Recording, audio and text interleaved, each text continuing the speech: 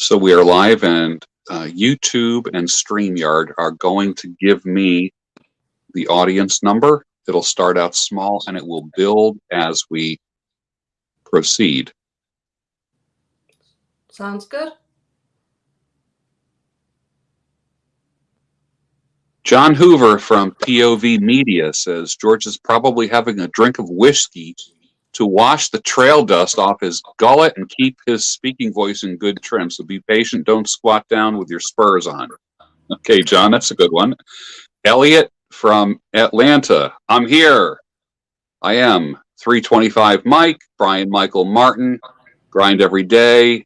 It's good to see you here. Doug Thomas, Drew Baumhauer, Sweet Fanny Adams. Hello, my friendly acquaintances. I'm going to have to explain that to Bridget.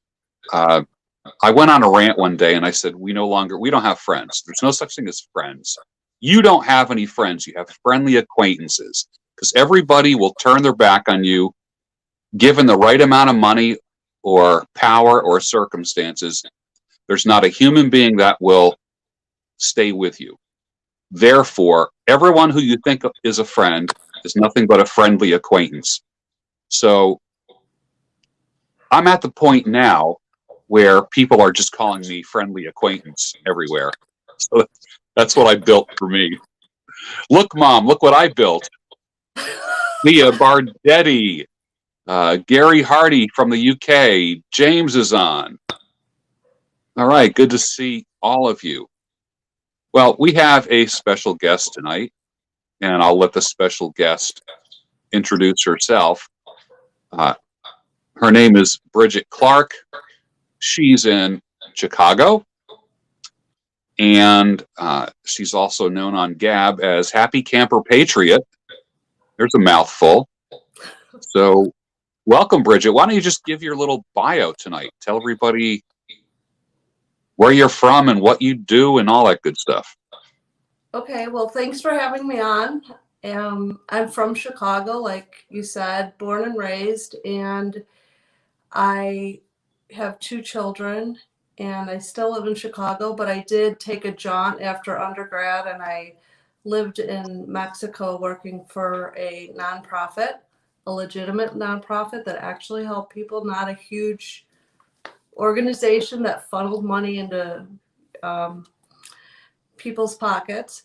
And after undergrad, I came back. I went to law school, and I'm a lawyer. I have my own practice here, and I was following you on Gab. I loved what you said. I have a lot of clients that are male, and a lot of what you said spoke to me and to what my clients are going through. And I thought, this sounds like a great guy.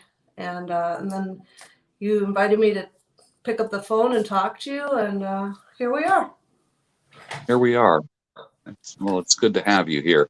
John Hoover in Austin, Texas from POV Media. He says, Bridget, do you need us to send you some body armor from Texas?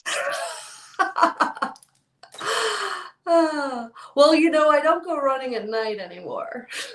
But it's, I guess it's what you're used to. So a lot of the violence that you see in the news is not, it's all kind of centralized in certain areas. So I just avoid those areas as much as I can. It's pretty sad, though. It's pretty sad what's happened to Chicago in the last 5 years.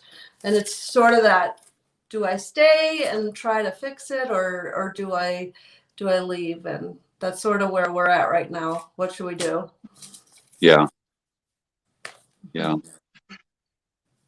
I have a very significant following in Chicago area.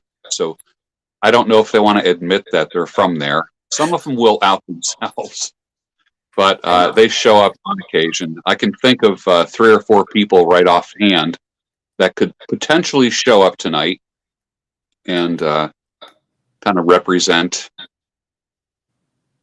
Israel Castro, watching again from San Diego, California. How are you, my friendly acquaintance? Good to see you. Joe Mannix is with us. We are chit-chatting with Bridget Clark, also known as Happy Camper Patriot on Gab. How did you come up with that handle? Well, I love camping. We go camping all the time, and it keeps me sane because obviously my job is very contentious. It's also very sad, the stories that occur. And so, there's just so many people on Twitter and Gab with Patriot in their name, and I didn't want it to just, I didn't want to be identified just as a patriot. I wanted to kind of have, add a little lightheartedness to it. So, Yeah, that's good. That's good. I mean, I have a lot of fathers that are going through custody battles, and those stories are pretty sad. And the justice system is supposed to be equal. It's a little bit slanted towards moms, and so it's an uphill battle. So I like to go out in the forest and forget about my job for a couple days. Every year we have a big group and we go canoeing in Wisconsin, and you don't even have like toilets. You have to put up your own campsite. You have to bring in all of your food. It's like the best week of my life every year. So I'm sure, do you have listeners that are into the outdoors and camping? Yeah, many are. Many are. I don't know how many of the ladies are. I mean, most of the ladies I know would rather sleep in a hotel. I like camping. I love throwing down an air mattress in a tent, stringing up a hammock. I love that kind of stuff. To me, that's right up my alley. My favorite videos that I watch casually are usually camping or bushcrafting type videos. Well, there's nothing like sitting around a campfire to really have a great conversation, You're right. You're right. And I'm itching because we're right about to get into camping season here, so I'm ready to go. Oh, that's great. Here we go. I have Digital Brand is listening with his wife Bridget. That's cool. Yay! Thea says, I love tent camping. James says, I've done it. I'm in Montana and I want a bug out place. And Drew says, Wisconsin equals Illinois' backyard. Yeah, I would agree with that one. That's cool.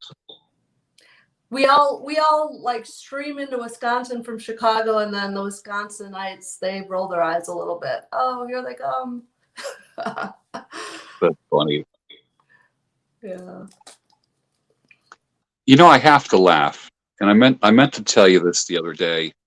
I have a friendly acquaintance at work where I work part-time, and he was in court with his ex-wife, and the woman is ranting on my daughter this, my daughter that, and the judge stopped her mid-sentence and said something to the effect of, ma'am, you keep saying my daughter as if you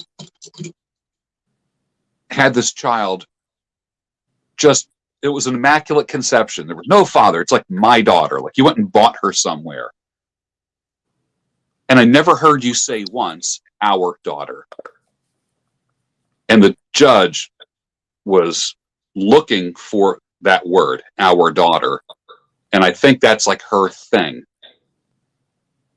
And she ended up giving custody to the father, full custody, because this mother, the judge somehow determined that the mother thought the kid was a piece of property, my daughter, and she kept making that mistake. And I know it's semantics, but the father, when the judge said, sir, what are you asking the court for?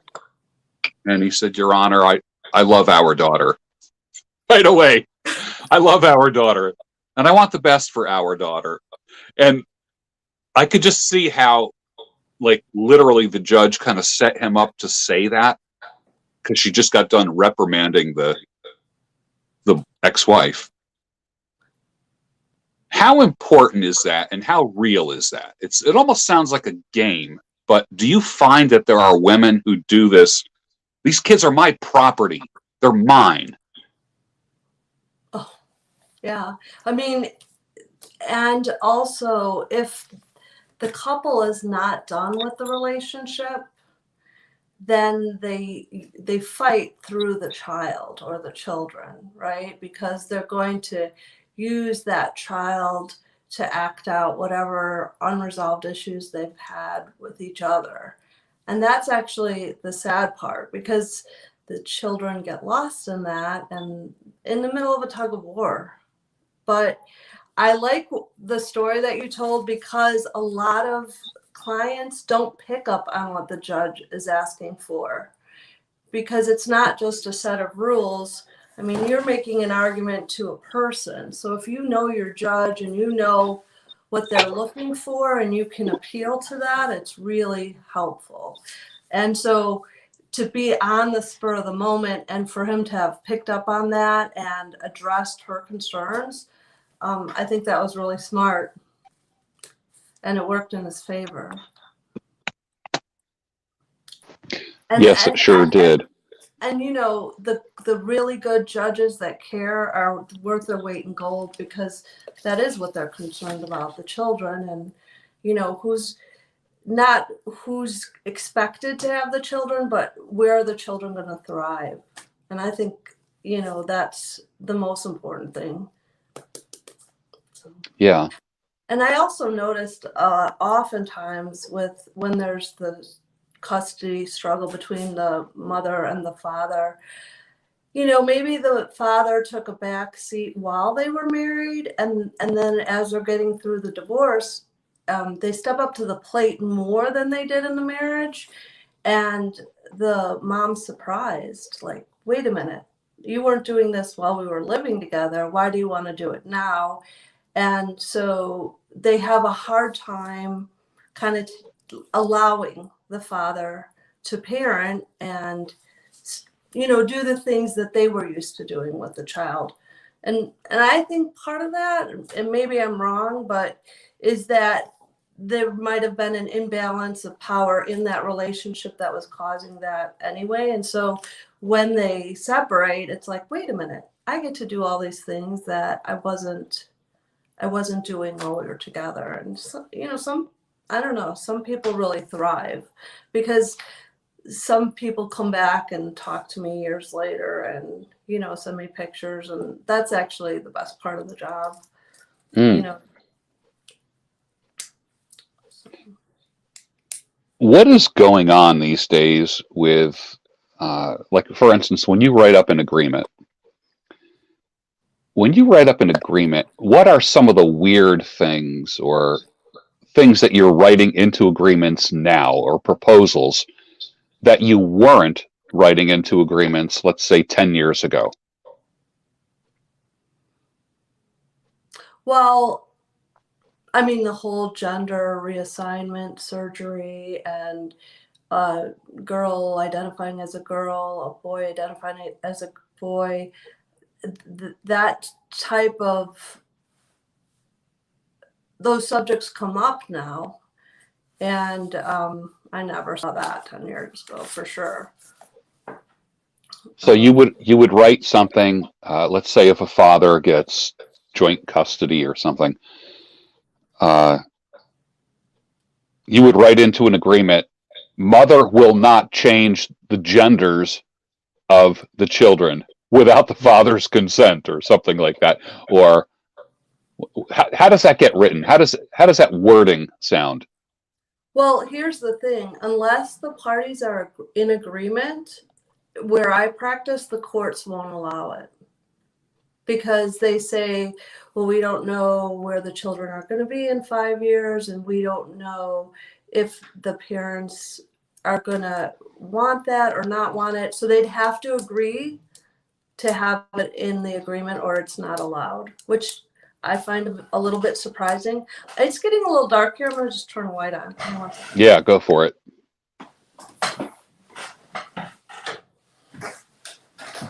Yeah.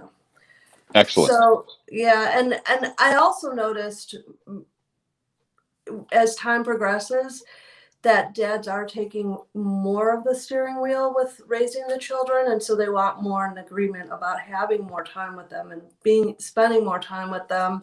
And a lot of dads now, they take them to the doctor and the dentist and do things that traditionally the mother was doing, and they want to be there for them, and I think that's great. Or they'll meet at the doctor's appointment together, and then the child feels the concern of both parents, which I think is important. Yeah. John Hoover from Austin, Texas says, Bridget, are you a divorce attorney or do you specialize in custody cases? Well, I'm a litigator, but there is, if you're not from Chicago, is he from Chicago or no? Austin, Texas. Austin, Texas. Okay. So in Chicago, there is a lawyer here that is famous for fathers' rights, and he actually really helped to move the courts to make it more even, and he did a lot of PR, but he's really, really expensive. And so I've gotten a lot of the spillover of those cases. So although I litigate any kind of case that has a jury trial or a bench trial, this has actually kind of become my specialty, the custody cases, and oftentimes it's for fathers. Interesting. Now, when you say expensive, what are you talking about? Give us some. How much? Well, the really boutique divorce lawyers here are $350 an hour, $425 an hour. Mm-hmm. I mean, I don't think that. I mean, people get bankrupted going through the process if they do that and they can't afford it. Yeah. And that kind of goes back to what I was mentioning before, which is it's not really about what's in the best interest of the children. They want to continue this struggle with each other. And so it drags out. Because obviously, well, I don't know. I mean, there's some cases where if you don't continue to fight, you're not going to get your rights because they're more willing to give it, let's just get this settled, right? So to a certain extent, you really have to assert your rights. But then there's the people that will fight, and it should have been over a year ago. Should have been, yeah. But I understand that. And sometimes, let's be honest, there's those lawyers that stir the pot because they're going to make more money because they're getting an hourly rate. Mm-hmm. Which is not in the best interest of the client, I don't believe. What is one of the hardest? Sure Well, I'm years beyond custody battle and divorce and all that stuff, almost 2 decades now, but it was not fun for me. I know that. And I was in court quite often, and it was rough. It was rough. And I tell men all the time, the angel that you marry is never the devil that you divorce. Never. It's amazing. She's the love of my life. Yeah, I ask guys, what did you call her? What were your terms of endearment? One guy said, I called her my angel. I go, does she feel like your angel now? He goes, no, she's my personal demon who just exists to make my life difficult. Well, sometimes when they're really fighting and it's contentious, I will take a step back and say, well, there was a reason that you were attracted originally, right? So what were the good things about that person? It's funny that you say that, because in my dating life, as soon as a woman, if I meet a woman for a cup of coffee, and I've gotten to the point where I've learned you meet somebody for coffee, not for a drink. If you want them to talk, meet them for a drink. because the alcohol will kind of loosen them up a little bit and they talk a little bit more. If it's someone that, okay, I this woman looks like the kind of woman I would want to be more serious with. I'll ask her out for coffee with no influence of alcohol. That's kind of like first meeting game. Is it going to be meet for coffee or meet for a drink? That kind of thing. And I think it says a lot about a woman who will meet me for coffee in the morning versus a woman who will meet me for a cocktail later in the afternoon. That there's two different things going on. Yeah. See, you already know their motive before you even go out, right? Well, I will give them a choice. I go, would you rather meet for coffee in the morning or go out for a cocktail at night? So that does say a lot about a woman right off the bat. Yeah. And so which ones usually go better? The morning meetings or the nighttime? Well, I am not the man that I used to be. If I was looking for any kind of action, I'll just come right out and say it. If I was looking for any kind of action, it was always meet for the cocktail, because that's just the whole scenario just lets you know that there's a good possibility that you're going to be spending some time with her that evening, as opposed to we're meeting early in the morning and she's got to get to work or has an appointment or something like that. Like, no one has appointments at night. So, but the good thing is then you do have an exit strategy if it isn't going well, right? Oh, God, I'm sorry. That's true. I got a 10 o'clock. I got to go. Well, as me and my brother used to talk about, we called it farmer game. It's like for the nighttime one. Oh, you know what? I got to get up early tomorrow. I'm up before the sun rises, and it's farmer game. Because farmers get up early, and that's a good one. I didn't even think of that. Yeah, farmer game. Here's a question from John Hoover. He says, general legal question: is there a difference between a separation and a legal separation? Yeah, I mean, if you get legally separated at where I practice in Illinois, it's basically like a divorce, except you're still married. So they can order child support and you divide all your property. Everything gets divided as if it's a divorce, but you stay married. So, and if you just separate, right, and somebody moves out of the house and you never do anything in the courts, there's no clear line about who's getting what or who's going where. So it's just a casual decision that the couple has made. And I have my lawyer hat on now because it's a legal question you asked. A lot of people come to me after they already moved out. That is a big mistake. You should have a game plan, meet with a professional, and even if you decide, well, you know what, I'm going to do it myself and I don't want to use a lawyer, which is perfectly fine in some situations, at least you have to be armed with what are my legal rights, and if I leave now, how will that affect those legal rights? Because it's always easier to help somebody before they start moving pieces around, moving property, moving themselves out of the house. That's good. He says, I believe my wife married me as I was in a stable job with benefits and adult furniture. So, all right. So this was after the place that had the Elvis blanket tacked on the window, and the milk crate bookshelves. You mean that place, John? Did you have the dogs playing poker on the wall? That's necessary. Yeah. Well, gotta have that in the basement at least. Oh, that's hilarious.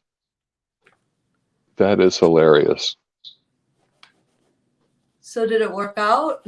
Did everything go well? Or did you feel a little, the caller that you just talked about? Oh, John Hoover. Yeah. How can I say it?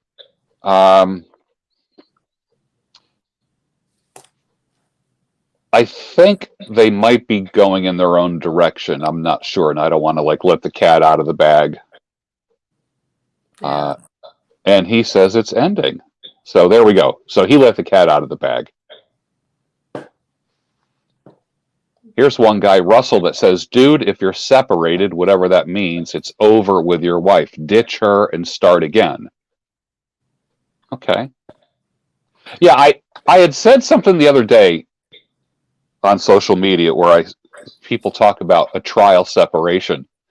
And that always makes me laugh. There's advocates of trial separation. And I don't know if men lead the way in proposing that or if women do.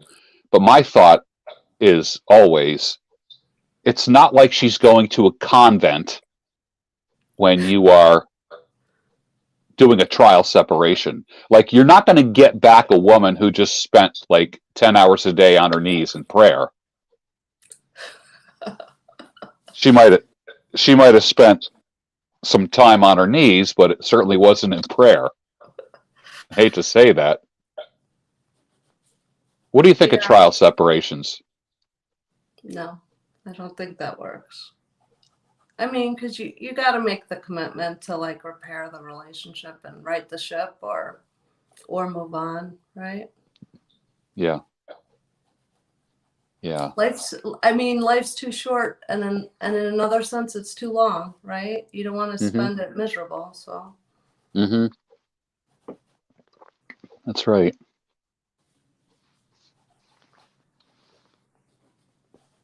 Let's see here. I'm going to put the link in the chat. So if people want to temporarily come on, they certainly can click the link. So I like to look at this as kind of like talk radio. Last night we had a great conversation with a guy who's an author, and he talked about American hubris, American pride. And he talked about pride, and I instantly thought hubris rather than pride. I know when I make a nice dinner, I'm proud of what I did. When I clean the house and just do a great job at it, I'm very proud of that. But there's not this supremacy. Like, supremacy can take pride and turn it into hubris, almost where you despise other people who aren't as good as you. And the comment was particularly about America and American exceptionalism. But American exceptionalism, being that you are a patriot, American exceptionalism can turn into American supremacy. And who was it? Was it Reginald Denny that said, "Can't we all just get along?"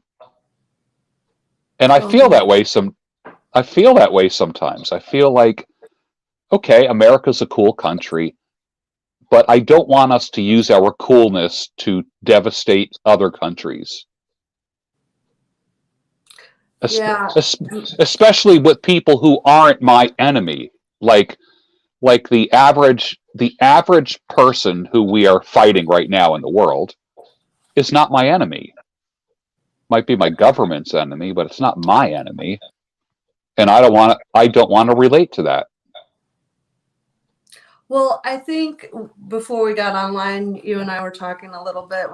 You were mentioning the difference between the political leaders versus the everyday citizens, and I don't know. The U.S. government does things that are just pretty awful in other countries, and I don't I'd like to think it doesn't reflect on us as our citizens, but of course it does, because they're representing us. Although that could be argued whether they're really representing our interests or they're just kind of doing their own thing once they get elected, right? Right. Right. Especially like the senators and the representatives of the House, I feel like they get elected and then they don't really listen to their constituents, because I write in a lot to my representatives, and then, I feel like it's not really followed, I guess, the will of the people. So that's been a bit disheartening these last couple of years, as I feel like I've gotten a little more awake about what's happening in our country. Yeah.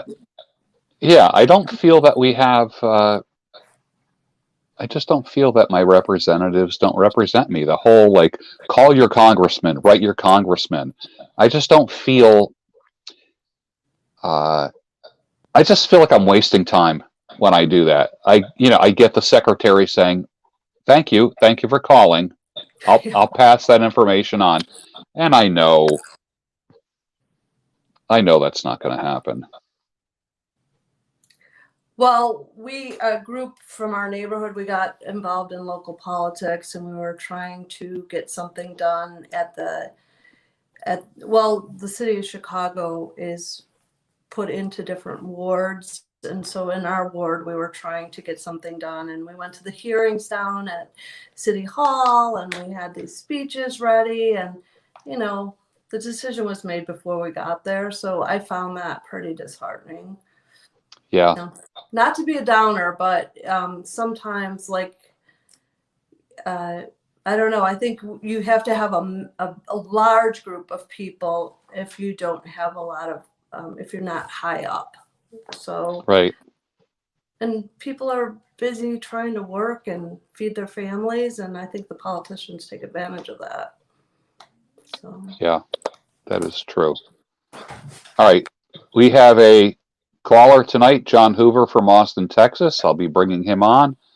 And here's John Hoover from Austin, Texas. Hello there, John. Hey, George. Hello, Bridget. Hi, John. Bridget, You're a little just so gravelly. you know, I have like drug through the gravel, or I sound gravelly. I don't know. It's hard to understand what you're saying. Oh, I'm sorry. How's that? It Test sounds one. like you have one of those things that they put to their throat, when they have the cancer and they can't breathe through their mouth. But I don't know, Bridget. I only smoke 8 packs of cigarettes a day. Oh. Anyway, how's that? Is that better? That's a little bit better. You don't sound like Stephen Hawking so much. Yeah. So anyway, my experience is in criminal cases as a criminal investigator, working with federal prosecutors.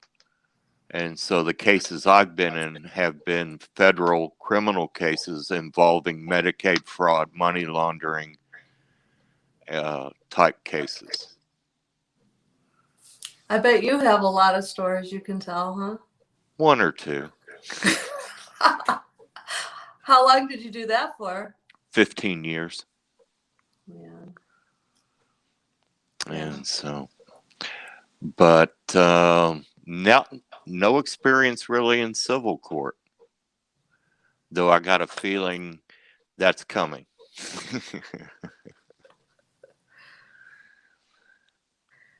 I heard it's a whole different ball game when you're working on the federal level. Yes, it's they don't lose cases. Those federal prosecutors live and die on their record, and they don't take a case they don't think they're going to win. Plus, there's a lot of plea bargaining going on. Mm-hmm. And I was actually the defense attorney and the prosecutor in negotiations came out to the waiting area and asked me and the other lead agent to go in and convince the client, the defendant, that he really needed to take the plea deal. Why is And that? They didn't want to try the case, or? it was going to be messy, long. So they said, you guys go in there, tell him the gig's up, and convincing to take the deal. And how did that go for you? Did you do it? Oh, yeah, because he pled guilty. He was, this was down in Eagle Pass, Texas. He was a Mexican doctor who had lived in the United States for 25 years, but never naturalized. Really? Okay, really. And so we had him plead to 2 counts, felony counts over $10,000, which made him subject to deportation. And I called my friend. This was back over when Customs, and before everything got amalgamated into ICE. And I called my buddy who was supervisor at Customs and Immigration, or at Immigration, and said, how would you like to fall into a big box of Christmas? And he goes, what do you mean? I said, I got a big fat doctor being sentenced Thursday in San Antonio, and he's a Mexican national and subject to deportation. He pled guilty. He called me back an hour later and goes, man, lunch is on me. I'll be there. And so the judge sentenced him, and just as before he dismissed, he goes, I understand that there's another issue involving immigration. And the defense attorney looked over and said, Hoover, you effing ass. And the judge heard him and looked over to the defense attorney and said, you have your checkbook? Because no one calls out my agents like that. And immigration stood up, took him into custody right there. Wow. But I think the defense attorney had a duty to figure out what his immigration status was before he advised him. Right? Not my problem. No, but I mean that's bordering a little bit on malpractice there, I would think. That's probably why I was so mad at you. Because he was watching his legal fees cross the border. That's what he was worried about.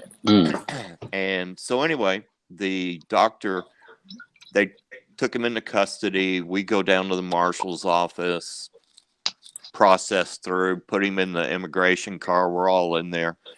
And we're driving over to immigration to put him on the gray, the Iron Dog to Camp Adios. There's a camp outside of El Paso where they take the deportees. We call it Camp Adios. And I said, I'm hungry. And he goes, yeah, me too. And to the agent, and he goes, we can whip through McDonald's. And I looked in the back seat and I asked the doctor if he wanted a Happy Meal. Oh, you kind of rubbed it in his face there, didn't you? This guy deserved it. He was an OBGYN, and he advertised into Mexico for what they call paquetes, which is women would pay him a set fee, come in, get their prenatal, and have their kids on the American side of the border in his birthing center called a maternidad. Okay. Yeah. The day we went to arrest him, we went into the maternidad. There was a woman in labor in there, no doctor, just a nurse Okay. And I mean, I'm on the phone to the hospital and I said, you got 3 minutes to get an ambulance here, you know, and we caught the doctor getting ready to board a plane in Dallas to fly out of the country. That same doctor? Mm-hmm. I heard they're doing, I read an article that they're doing that in California a lot now. People are flying in, having their babies. Oh, this guy owned an apartment complex Mhm. and he would move the women in, you know, because, you know, it's not an exact science on when they're going to have the baby. And there were 1,200 residents listed in the apartment complex, which only had 65 units. Oh my gosh. And the Texas Department of Health and Human Services was involved because there was a couple of corrupt officials in there that were handing out Medicaid cards and everything. So what the doctor did, he took maybe anywhere from $3,000 to $7,000 from these women, got them over here. They'd go into labor, show up at the maternidad. The doctor said, there's a problem. You go to the hospital, tell them this. And in Texas, they have what they call TP30 Medicaid, which is basically illegal alien Medicaid. It's emergency Medicaid. So guess who shows up as the attending? Who? The doctor. So he gets paid from Medicaid for delivering the baby, and he also took her money. Oh, so he's double billing. Amongst other things. The point that I used to convince him to take the plea deal was he had 8,000 penile sonograms billed to the Medicaid program. Penile sonograms in an OBGYN practice. And I asked him if there was something, I was single at the time, and I asked him if there was something about the women down there I needed to find out about. Billing all these penile sonograms. Which he just put his head down at that point, you know. Yeah. Yeah, I was wondering at that- as you were explaining the bus situation, what his condition was at that point when he's on the bus with you. Oh, when he got busted? No, when you were on the bus and you were going to go to the Oh. McDonald's. Oh, yeah. Well, we were in the SUV. We were in the nice car. He rode the Iron Dog out to, you know, Camp Adios. I think they get a paper sack with a juice box and a bologna sandwich or something. I don't know. But his life, you know, he went from being a millionaire to a prisoner, got taken to the bridge after 6 months, given the boot across the bridge. And if he ever shows back up in the U.S., he could be handing out $100 bills on the street corner, and we pick him up. It's just a pass by the judge to wave and say hi, and he does 20 in federal. So You know. what is it that picks up the attention of the federals? Because I'm sure there's people that stand Okay, for the federal. I was state. I was a investigator with the Attorney General. I was state. I got an anonymous call about this guy. One of his employees ratted on him. And I started checking the billing and running the numbers and everything. And there were some real abnormalities in there. And so I went, and these doctors are under Medicaid contract that if I turn up at their facility, they have to give me all the records I request on the spot. Okay. And I took some records. I took about 100 records, went through them, went out and interviewed the people, and, you know, went and got a search warrant, went and hammered that, put the case together, had a federal prosecutor. FBI joined in because I needed a federal partner to go to a federal prosecutor. And we put the case together, did the presentation to the federal prosecutor. He accepted the case. We go to grand jury, true bill, do the arrest, and then we roll in the case prep. And then I sat table with the prosecutor. I sat table a lot. And so I kind of learned it that way. You know, I have, but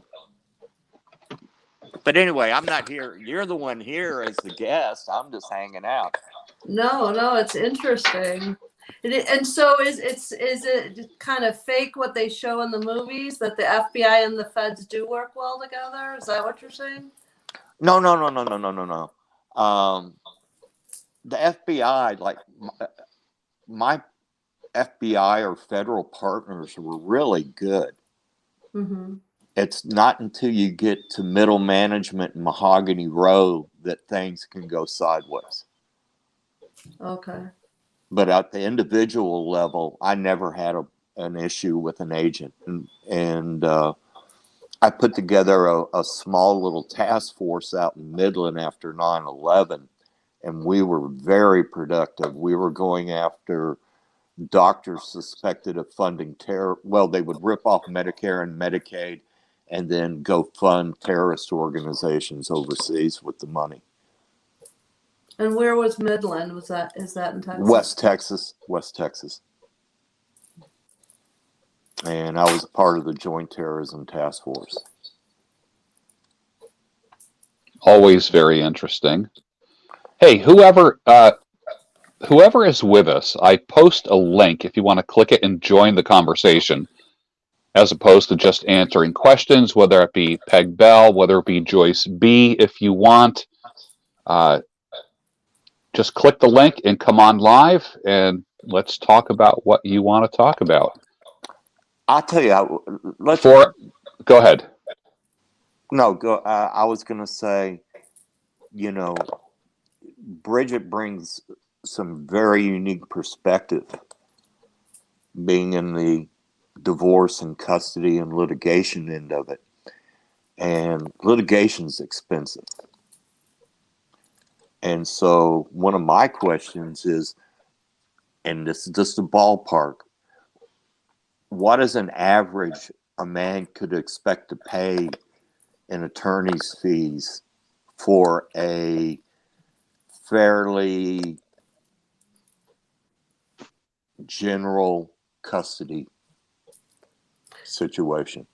Well, you know, it all depends on what area of the country you're in and what type of lawyer you choose. Your experience.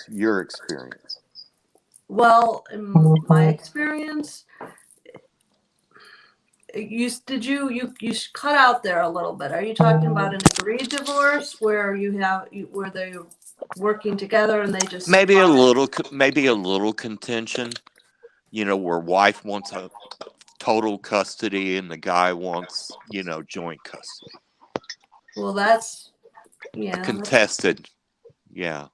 I mean, you're talking, you know, thousands of dollars, and could it go 20, 25 grand? If you hire that type of lawyer, you know, I mean, it's some of the fights that we have in the courtroom is when the other lawyer gets upset because my billing is way lower than their billing, and they feel it's unfair because their client's paying a lot more. And I'm like, well, that's what you change your bill. fees, man. You know, yeah. That's what you choose to bill, and that's the lawyer that the person chose to hire. And there was no surprise about that when they signed the contract. Man, I'd slap my lawyer if he started contesting that, because he's spending my money to argue about his bill. Mm-hmm. I'd smack him. That's a rough one. I'd smack him upside the head. He and I'd go have a little chat in the men's room.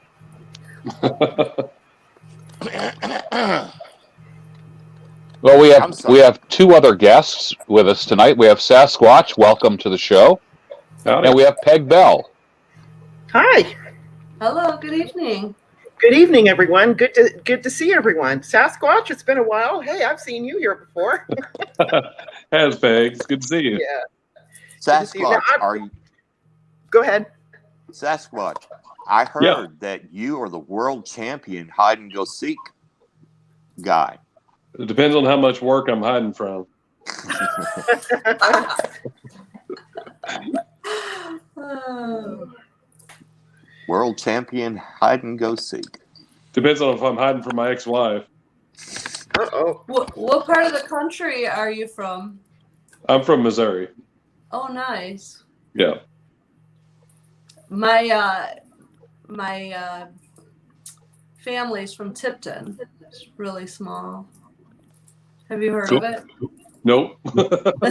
Yeah, it's that small. But that's what I tell everybody about the town I'm from too. They say, where are you from? Well, that little town, you know. Well, so and so, you've never heard of it. Don't worry about it.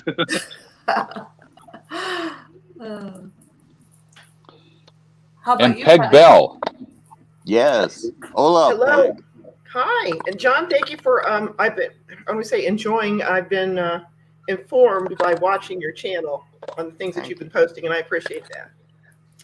Peg Bell's the chica caliente. Well, in my opinion, is looking at the topic for tonight, I'm a little late tuning in. My phone went off, and she's like, "Oh, George is on." My day's been working in the yard. Oh, nice. Good day for it. In the 60s, the sun was out. Oh my goodness! I blew out took the leaf That blower sounds to great. the inside of the barn.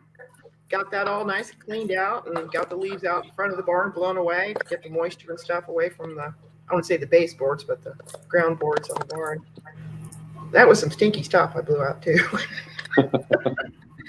Oh, and I'm going to unplug this because this is my battery charger. Was that your first spring cleaning of the year? Yes.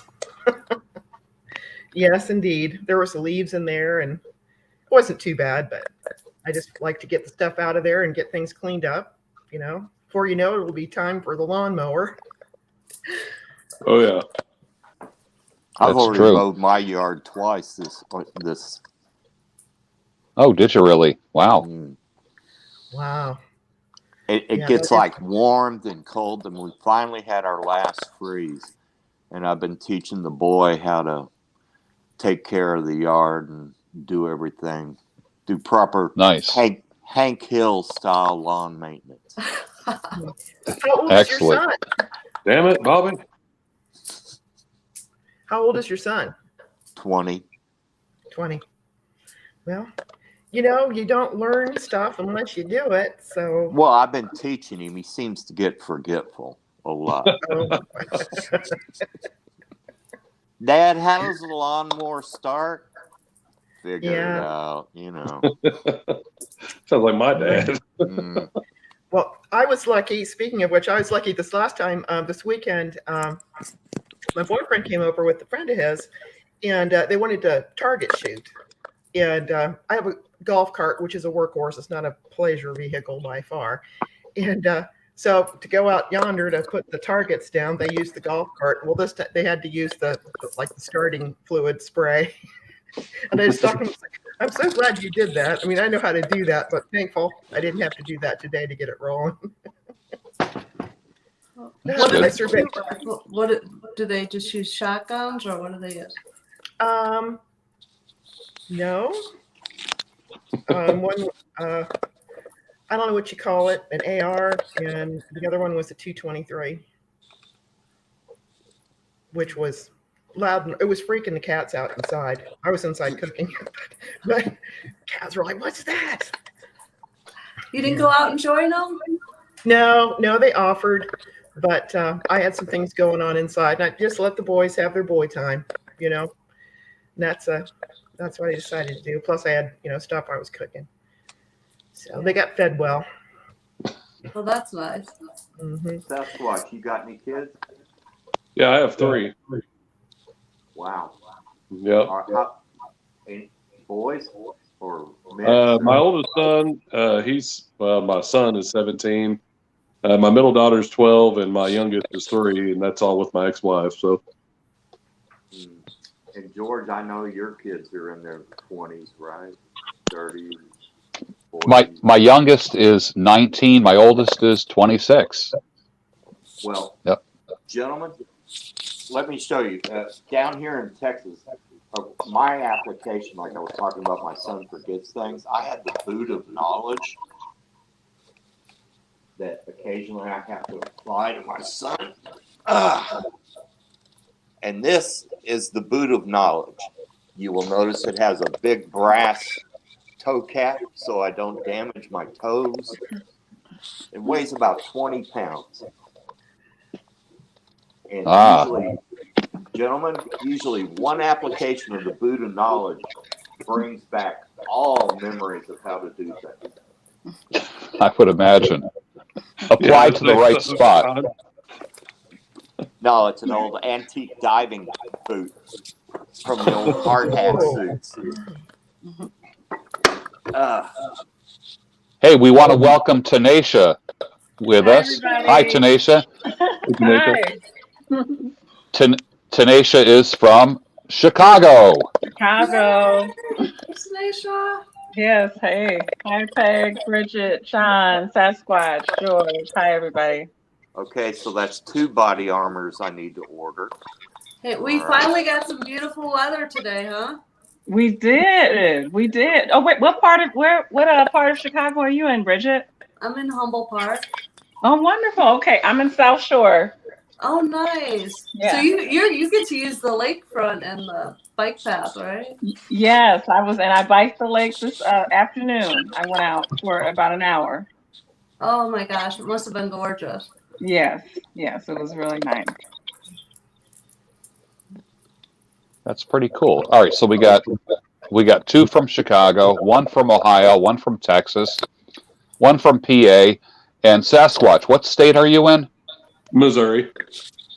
Missouri. Okay, so we got a lot of the United States representing here. That's good. Mm-hmm. Can you say Missouri? Aren't you supposed to? Isn't it Missouri?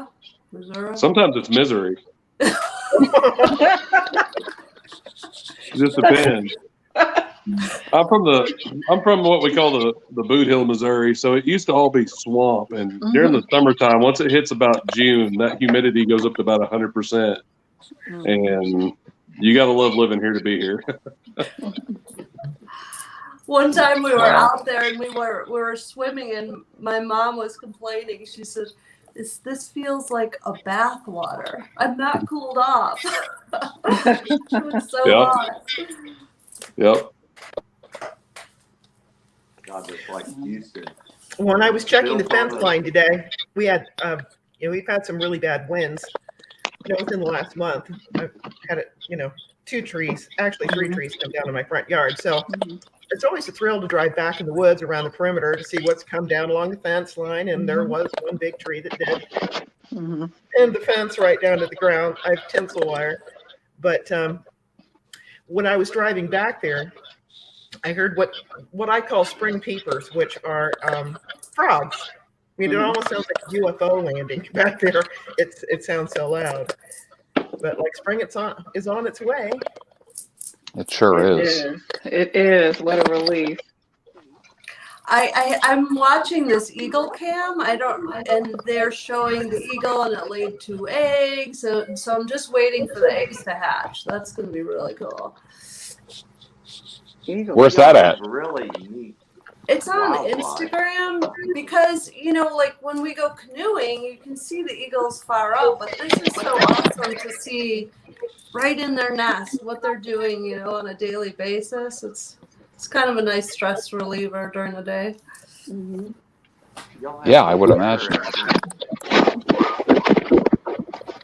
Down here in Texas, we have coyote cam, tarantula cam, rattlesnake cam. Oh, do you?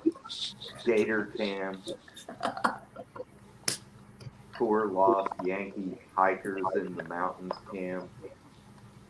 Running from the Gila monsters. That's always been exciting. Actually, they put out a warning that the rattlesnakes will be heavy this year. Oh, really? Really? Yeah. Really? The rattlesnake report. Well, What I about mean, armadillos? Do you have those by you? yeah, we do. You know how come you don't have them up north? No, why? Too many highways to cross. We're actually getting those pretty bad here in Missouri. Well, you deserve them. It's misery. Actually, armadillos are kind of cool. It's kind of like possum on the half shell. Oh, I'll tell you what surprised me about armadillos is how fast they are. huh. Yeah. I thought that would be the slowest, clumsiest creature on the face of the planet. And we were doing something one day and driving. There was one out in the field and was like, hey, let's go out there and just kind of mess with it a little bit. We jumped out and that thing took off and it was quick. Surprised the hell out of me. I would have thought. Are they ground dwellers or are they out and No, about? they're ground. Dwellers? I have a really cute story about armadillos I got from a Secret Service agent who was detailed to Lady Bird Johnson's residence out in Johnson City, Texas. And the armadillos were going out and ripping up Lady Bird's flower garden.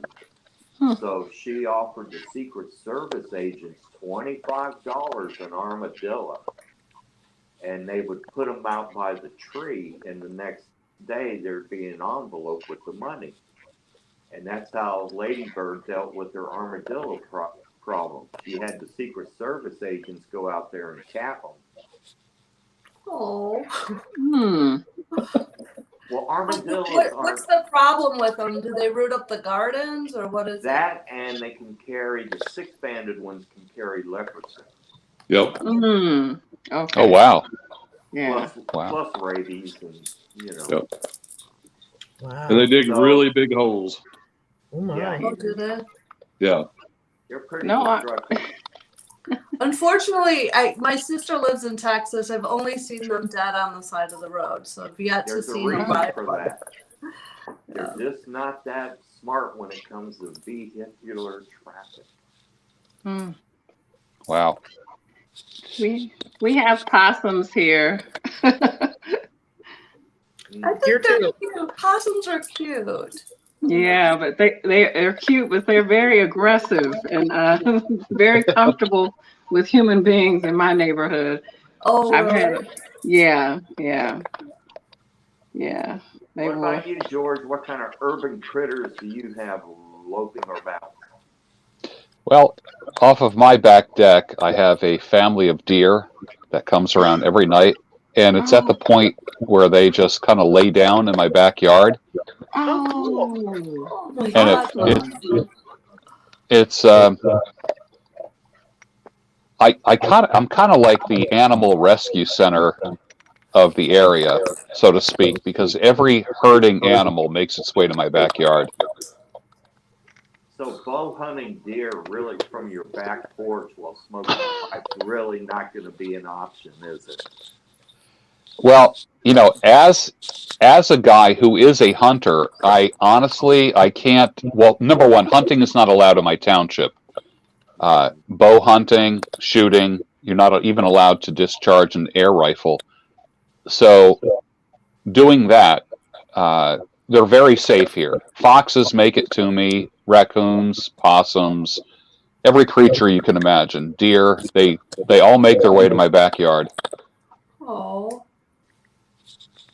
nice. Do you leave something out like a deer lick, or they just? Oh yeah, I'm crazy like that. I feed all the wild things as much as I feed myself. I literally don't let a day go by. Not a day goes by where the wild critters don't get fed. You ought to see if you can get one of the rabies vaccine licks that you put out there, and the animals lick on that, and it gives them the rabies vaccine so they don't carry and contract rabies. It's funny that you say that, because every now and then the two animals that get kind of like this mange and or rabies are raccoons and foxes. Mm-hmm. And they're so beautiful. I mean, I can literally just sit on my back deck and watch them come eat, and they know I'm not going to hurt them. So they don't quite come up to my feet when I'm sitting in a chair, but they come pretty close. And I talk to them, and I see them like tilt their heads as I'm talking to them. And I'm kind of happy to be the Dr. Doolittle of the neighborhood. Nice. So you must have forests nearby, right? There's little pockets. I mean, I am 4 miles outside of Philadelphia, and there is a terrible suburban sprawl.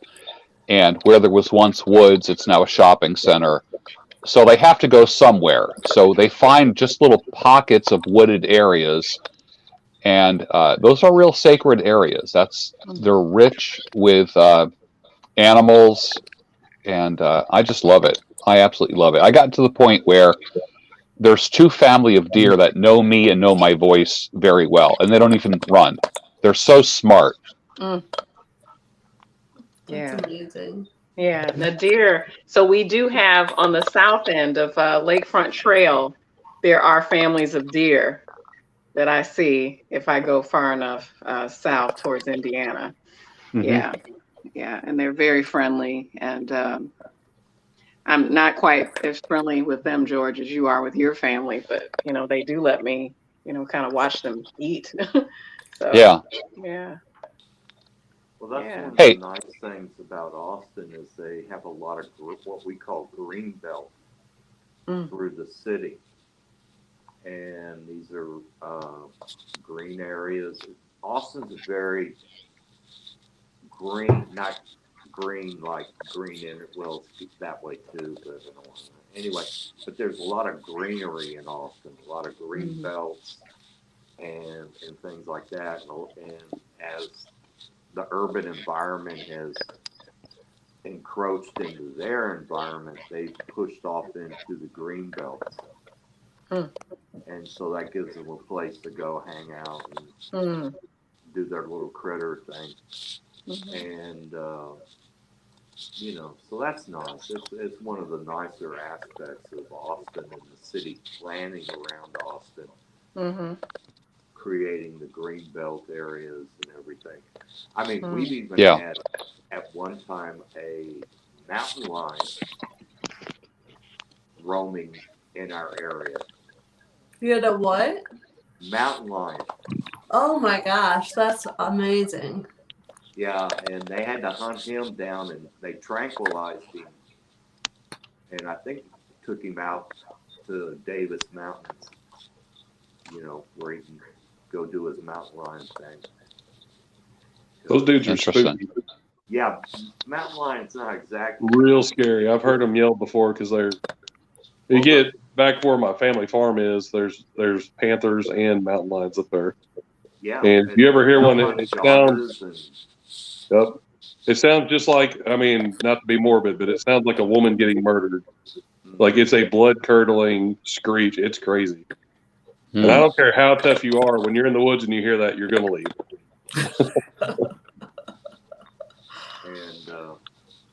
So here, I have a question for everybody. My question is, what is your opinion? And I jokingly labeled tonight's show, "My opinion is better than your opinion." And I say that kind of tongue-in-cheek, because opinions, I believe, all opinions are valid. And I don't punish people because of their opinions like so much of the popular social media does. But what is your opinion about what's happening in the Ukraine right now? I read a lot of things from inside sources.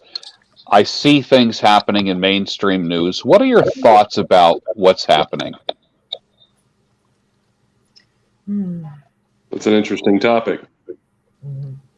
So I guess I don't mean to be rude, but I'll go ahead and go first. I think Ukraine, I think they're in a dire fight for their freedom. I really do. But I'm hesitant to believe everything that I'm hearing in the media. I've watched a few internet sources. I know that the Russian people do not back the aggression. And I know that there's, a lot of people in Ukraine are fighting desperately to try and stave them off. But, there's been so many things come out of that everybody took this as fact right off the bat. that everybody's so quick to jump on the bandwagon. This is what's happening. This is what's happening. It's this, it's that. And then 2 or 3 days later, you find out, well, that didn't happen exactly like that was. So I try and take everything with a grain of salt. I know some guys that actually have made it to the Polish border to go help fight with them. So I'm kind of eager to hear back from them on what the status of the situation there is, because I know we'll get an accurate report from those guys. But you know, it's just I guess maybe it's just the distrust of any media sources that are mainstream causes me to have a little bit of hesitation to believe anything on either side of it. I do think that Putin is clearly the aggressor. I think that there's probably reasons behind that that we'll never hear about, though.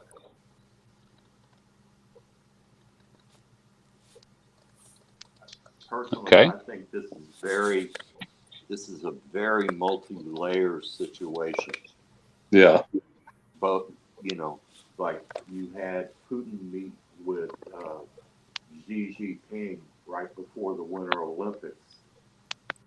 And I'd love to have been a fly on that wall on what was discussed and what was agreed to. And if you notice, they went in after the Olympics. Now, historically, when they took Crimea, it was after the 2014 Olympics,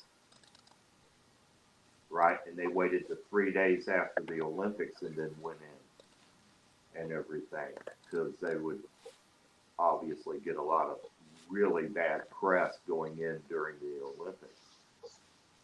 And here, I think the deal wasn't so much about bad press. I think they both sat down and Putin said, look, I'm going to go in, I'm going to take Ukraine, I'm going to decapitate it, we'll be done in a week. You know, easy peasy, don't worry about it. And away we go. And they shook hands, and Ping probably said, you know, let's wait till after the Olympics. You know, they're kind of not being, it's not going that well financially for us, so we don't need any more distractions. And so, boom, they wait and go in. Plus, also, if you've noticed, China really hasn't come out and condemned the action. And they're voting right alongside Russia, vetoing votes in the UN Security Council. And so they're in alignment. And I think Ping is sitting back and watching what's happening to Russia on the sanctions, how the West is responding before he makes it. And he's going to decide whether or not he's going to make a move toward Taiwan. And watching that. Then we have the NATO EU bloc, including the United States, obviously, trying to negotiate. And of course, they're coming in, everyone's crying war crime, war crime. Putin will never, it doesn't matter. He'll sit in Moscow till he dies and will not be affected by that. You can charge him, you can convict him in absentia, the whole 9 yards. It doesn't matter. He's too insulated. Now, for my money, if I was running that, we know the units that are in Ukraine, the Russian units. I would go after the generals and battlefield commanders because they're not going to be insulated. And you charge them, that could have a very chilling effect on the battlefield. Okay. And also the sanctions are interesting. We're putting sanctions against Russia, but we're going to end up paying for it. The people are going to end up paying for it. Higher fuel, grain, nickel, gases. You know, a third of the international wheat market is provided by Ukraine and Russia. So everything that has wheat will be expensive. I just read an interesting article from a gentleman who owns a very big grocery chain in New York, a billionaire CEO, and he's thinking that food prices could go up 25% in the United States by the end of April. I was wondering the same thing. All of these sanctions against Russia, how much is it really going to affect Russia? Because I think you're right that it's going to come back and boomerang and affect us a lot. And more the Europe, because I think they get a lot of their oil from Russia. Yes, oil and liquefied natural gas. Liquefied natural gas is the key here. And see, all the exemptions and sanctions have not limited the sale of oil and natural gas, which is 60% of the income, GNP of Russia. You cut off the oil and gas, and you cut off the money. All this other stuff's superfluous. Okay? Now, with regard to sanctions, part of, I think, the theory behind what's going on here is it's affecting the people of Russia, the citizens. They can't use their credit cards, banking transactions. McDonald's left, which personally I think we should have kept McDonald's and Pepsi, let them eat the high cholesterol, let them get obese and heart disease. It could be a long-term strategy on our part. Yeah, leave Pornhub and McDonald's there. Pornhub, Bad Hand Lube, and McDonald's. Just blanket bomb the area with hand lube. Because they already have the worst toilet paper in the world. They call it John Wayne toilet paper. Right. Because it's rough and tough and don't take crap off nobody. And, right. I never heard that. So, but no, I've been following it very, very closely, and there's a lot of misinformation. There's a lot of propaganda.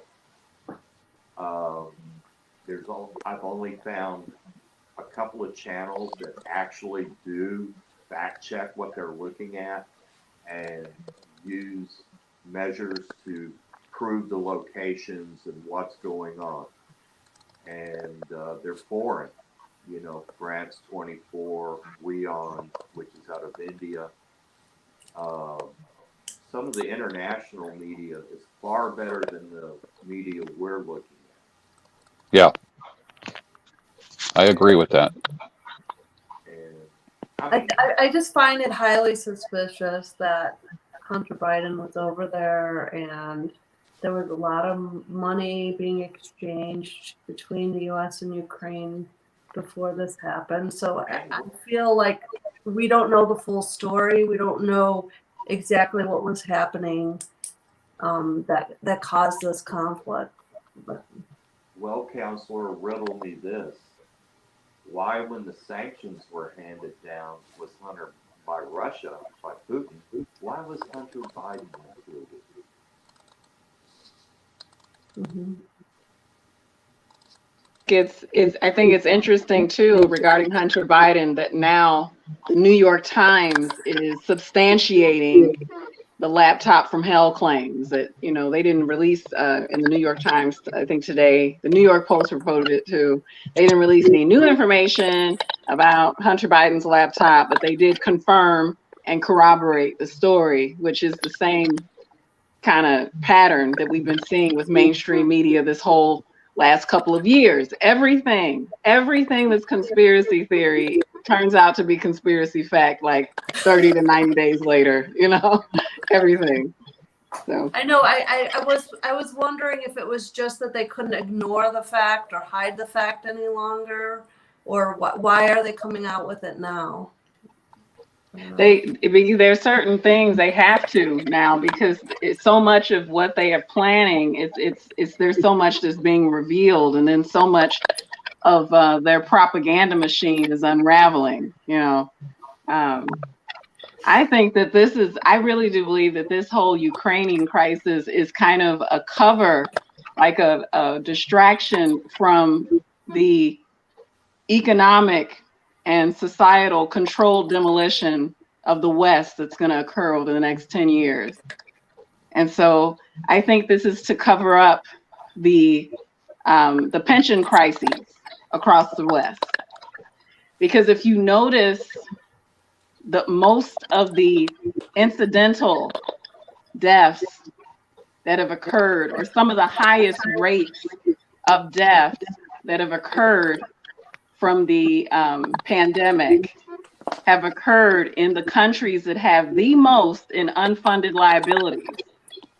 And then the other thing that's interesting is if you look at the World Economic Forum's report on global risks over the next couple of years, they're talking about social cohesion erosion, mental health crises, the collapse of asset bubbles, debt crises, and here you just mentioned, John, an inflation in food prices, 25%.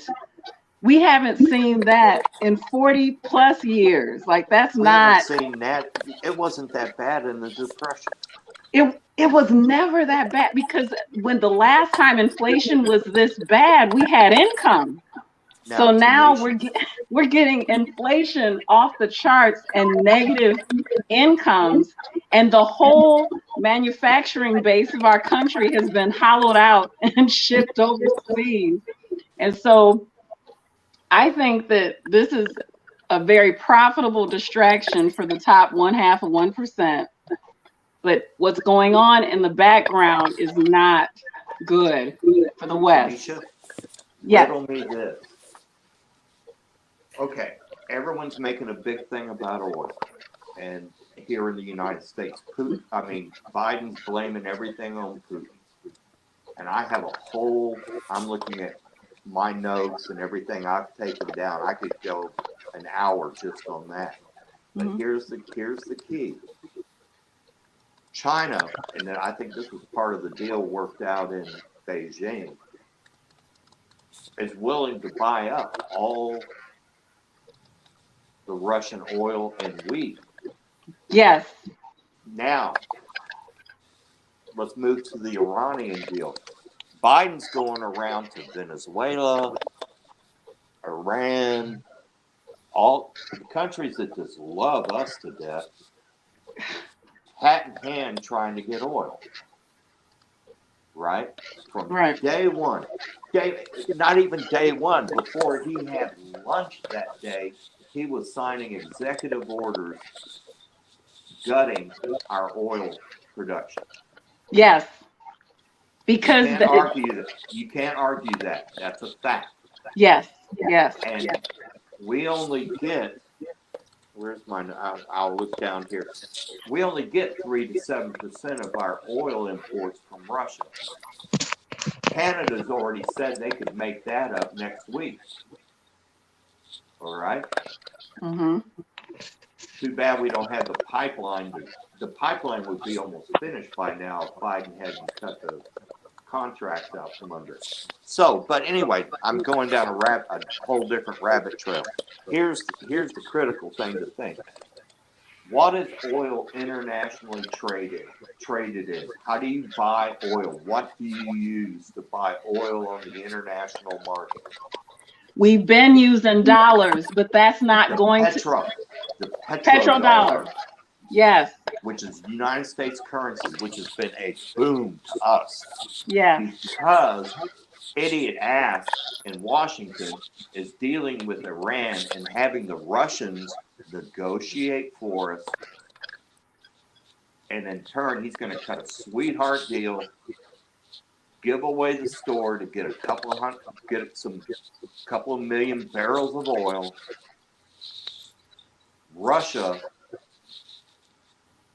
China is willing to come in and pay for the oil in Chinese currency, the yuan.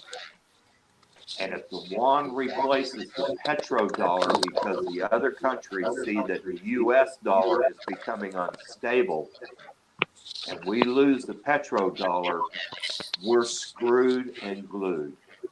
Absolutely, absolutely. Now, so China isn't there. There's talks about oil being purchased with yuan. There are talks about Saudi Arabia using rubles to buy oil. The Indians are talking about paying for oil in rupees. Now they will settle on one currency. Because the reason they use the US dollar and the petrodollar is because it has been a stable currency, and so you had no conversion factor. You had less conversion factor going into the sellers. Right. You know, if you're a seller, and all of a sudden you're being paid in rubles aren't even traded internationally as a currency. They're not. They're not. And I don't believe rupees are either. They're not. Maybe. No. But they could, if there is a Eurasian partnership that emerges from this. Very that good, could Tanisha. That's good. That's what's going on. it's the Eurasian partnership, and unfortunately, I believe that there are certain people in high positions of power in our government who are wanting the Eurasian partnership. They hate the United States, some of them. They hate the Constitution, the Bill of Rights. They despise it. And they hate the middle class. Clearly, they hate the middle class. They don't care. It's not that they don't hate about us. Hate us. They don't care. They don't care. No. Now, Tanisha, well, I think they sold us out, right? I mean, well, riddle me this, folks. 3 weeks to a month before the invasion, why did a lot of our Congress critters buy oil production stocks, nickel stocks, farming and agricultural futures, particularly wheat? Okay. What did they know that they weren't telling us? Yet they went out and invested, made quite a killing. Mm-hmm. well, Okay. that's interesting to if you follow the Nancy Pelosi tracker, it's that guy that follows everything that she buys. She makes Charles Schwab look like Ned, the third grade reader. Yes. Boy, she could pick those stocks. There's actually websites that follow her trade. Mm-hmm. Yeah. And the U.S. Okay, was starting to cover the dirty deeds they have been. Yes, Matthew. Yeah, Matthew makes a great point. Matthew Hawk.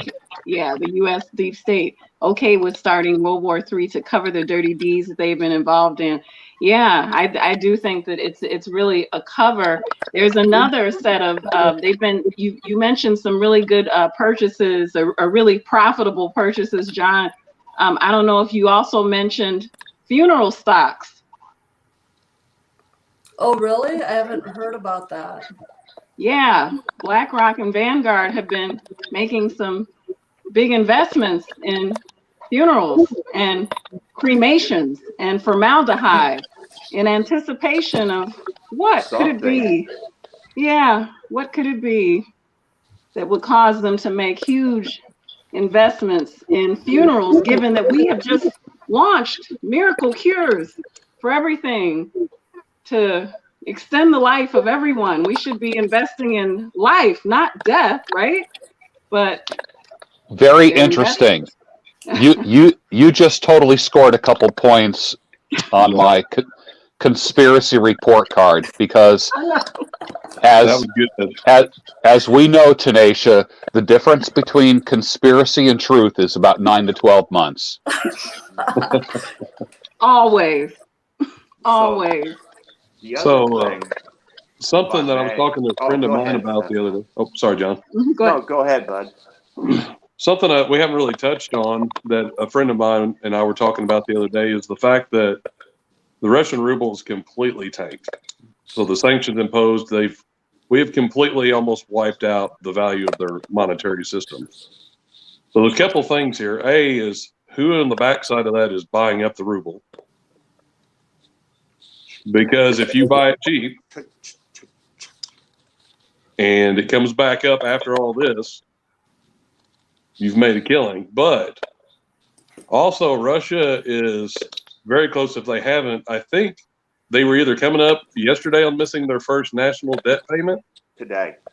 Today, Wait, that's what it was. Now, I think it was the Bank of England hold how many billions of dollars of their national debt?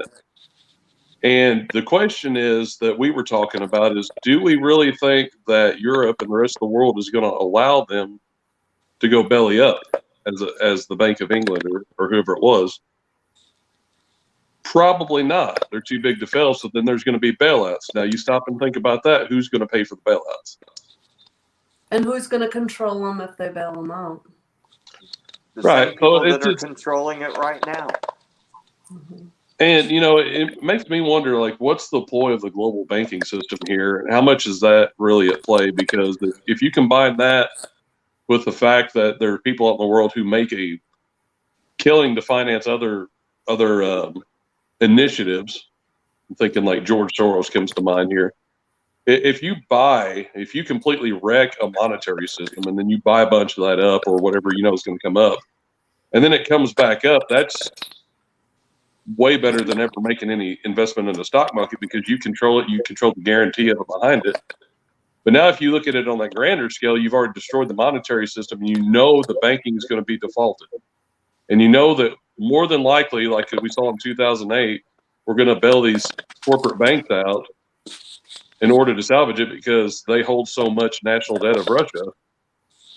I mean, I think there's a lot to be said behind that path. Follow me on this one. Tell me what you think. So, when Putin went into the Crimea, who was in office? Obama and Biden. Yep. And nothing happened. Okay? When he bombed Aleppo, who was in office? Obama and Biden. What happened? Nothing. Okay? Same in Georgia. Republic of. Don't want to get the people in the state of Georgia excited. So, who's in office now? Biden. So he looks around, he sees Biden fail at almost every major initiative they tried to do this year. Okay? Then the debacle in Afghanistan. Boris Johnson's was in hot water. Macron's coming up for election, and Stolz, the premier of Germany, just got elected, so he hasn't even gotten his feet wet yet.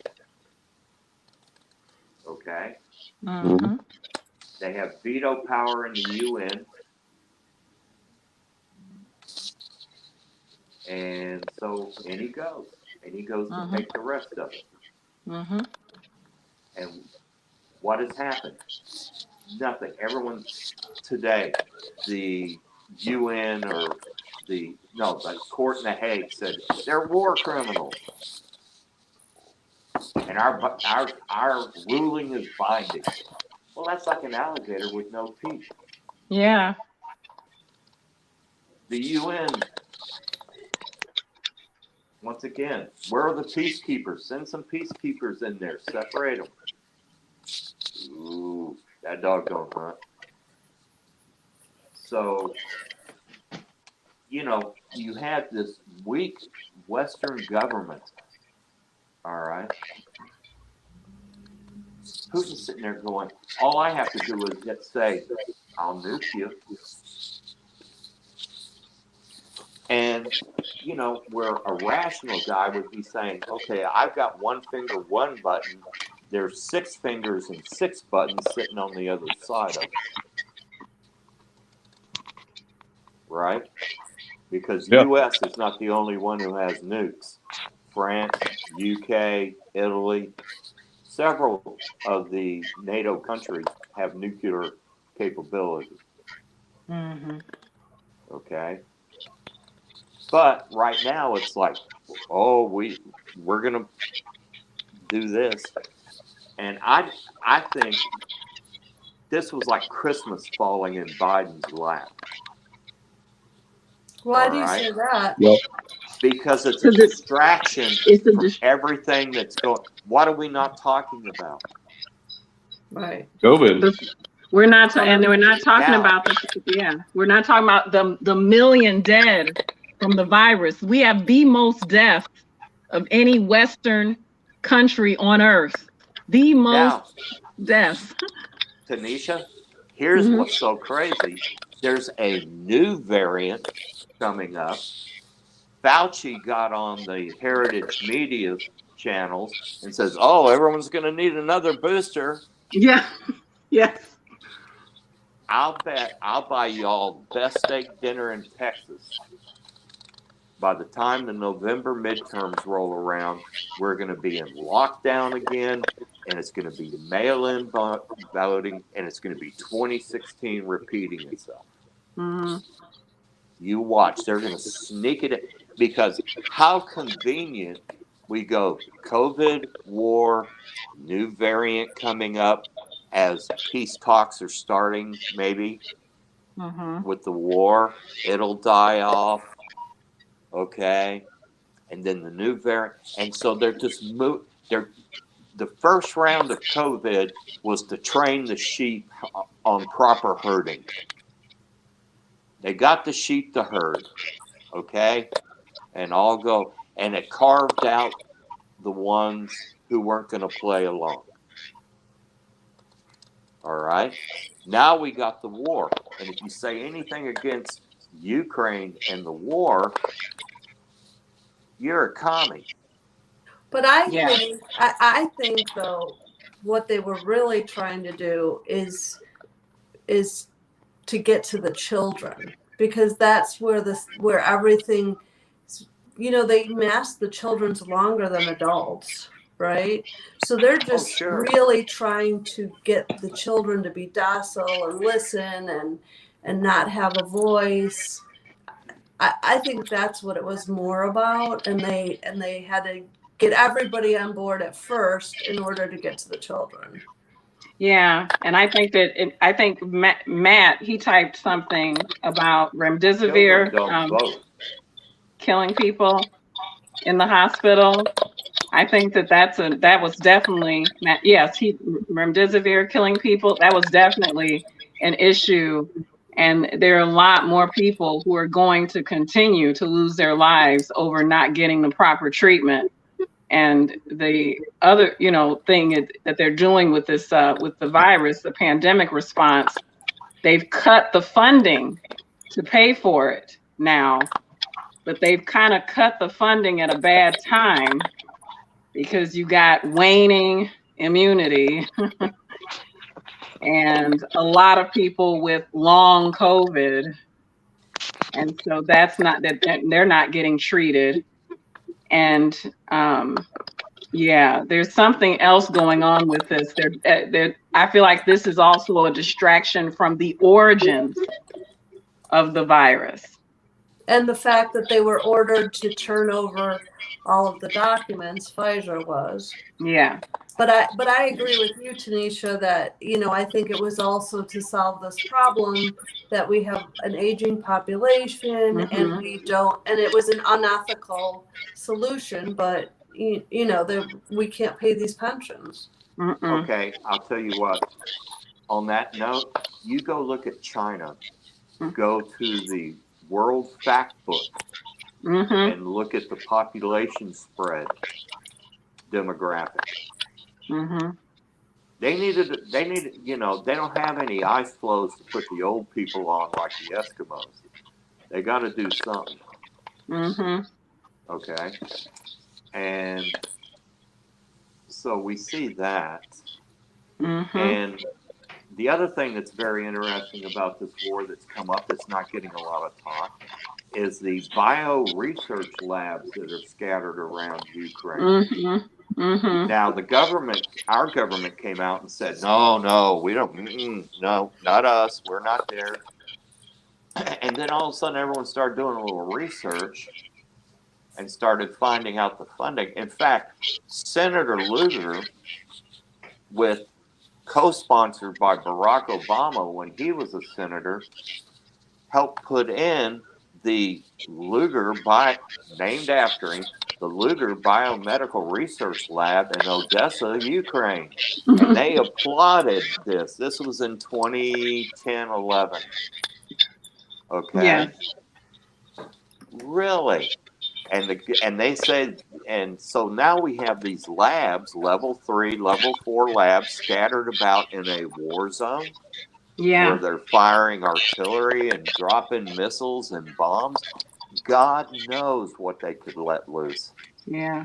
But you know, But- I think in one good thing that has come out of this is that they were exposed. How many labs there are all over? I mean, I was shocked. I know. Hang on a Not second. just I'll in be, Ukraine. yeah, I'll be right back. Mm-hmm. I just Yeah. I don't see how what would be a good purpose to have those, you know? Because they, again, when an empire is in desperation state, in desperation mode, we are literally in a tailspin, a decline.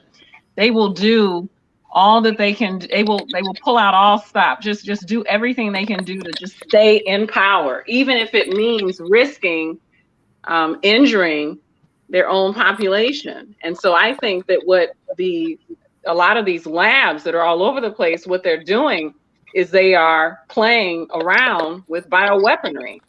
And what they do is they try to manipulate viruses and make these live attenuated vaccines to a bioweapon, thinking what they'll do is they'll inoculate their own army to protect them from a bioweapon that they're then going to release on the enemy's population. You know, so it only makes sense that they would deny that they have these level 3, level 4 bioweapons labs, because it would show that we can't just put the blame on China for what happened with this release. Perhaps we have something to do with it, you know. So, yeah. I Well, like I that, mean, Tanisha. Considering I like that. Fauci. Peg Bell, what do you think? What are your What do you thoughts? think? You've been awful quiet. Yeah, I've been listening. I always learn stuff when I watch. I think it is money. I think it's power, and I think it's strategy. And at multiple levels, you know, I would say at the bottom level, you know, seeing these people that have lived in Ukraine or anywhere else where war has struck, peaceful amongst themselves. That's their home. That's their heritage. You know, their parents, the children, you know, have lived there. And then to see them pack everything up in a bag, carrying their kids, their dogs, and whatever they could possibly flee with. And it's like, what did they more than likely, they didn't do anything to irk off Russia, and many of the individuals, but yet they're losing their homes, their land, their income. Anything that they had is now gone. You know, and that's kind of at the ground level of what's happening to them. You know, and then it's kind of like you have cousins fighting cousins. Or say it was like the Civil War, where you could have families on either the northern or the southern side, and they wind up fighting each other. But I think to me, after getting exposed to the Committee of 300, that there is far more fingers in the till than what we're aware of. And yeah. it's kind of like a master plan. Well, definitely. you know, money, you know, who wants to be the richest entity in the world, and therefore they'll have power because they can buy, sell, and trade because they've got the leverage. And then the strategy is on how to implement that. And Bridget I love what you had to say about, excuse me, they start with, not start with children, but, growing them up, making them more docile. Oh, you need to wear the masks and, and up to the parents, working from home, children having to stay home from school, trying to make everybody paranoid to live their lives. And, I totally in agreement in that it's like a shield that they put around many in society to make them afraid to go out, to make them afraid to do this, that, and the other thing. Well, they were beginning to see that wasn't working. I'm just going to use America for example.